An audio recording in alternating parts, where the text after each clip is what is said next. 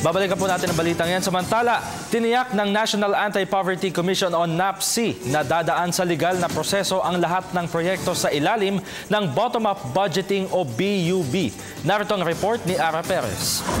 Siniguro ng National Anti-Poverty Commission na intact at hindi nagagamit sa personal na interes ng local government units ang pondo mula sa mekanismong bottom-up budgeting. Hindi rin daw pwedeng mabago ang mga proyektong pupondohan nang hindi dumadaan sa legal na proseso. Sa BUB, wala talagang budget insertion dyan kasi naka-identify na at hindi pwedeng baguhin yung mga proyekto. So, at hindi rin pwedeng ilipat ng lugar ng munisipyo. Kasi bawal yun bawal dun sa guideline. Ang talaga raw naging pagsubok nito ay ang salungat ng mga opinyon ng local government units at civil society organizations na agad naman nilang nakitaan ng positibong solusyon.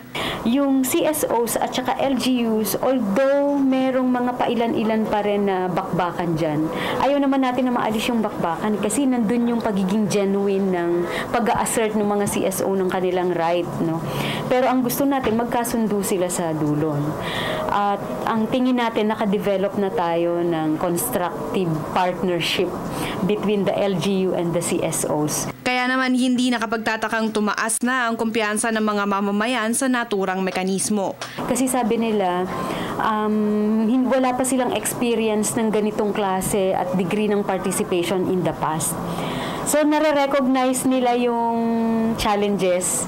Minsan, mahirap kausap si Mayor, minsan mahirap kausap itong pero at the end, pagka tiningnan mo yung rating at tiningnan na nila yung kahit nahirapan kami pero marami kaming gains. So, yung satisfaction taas.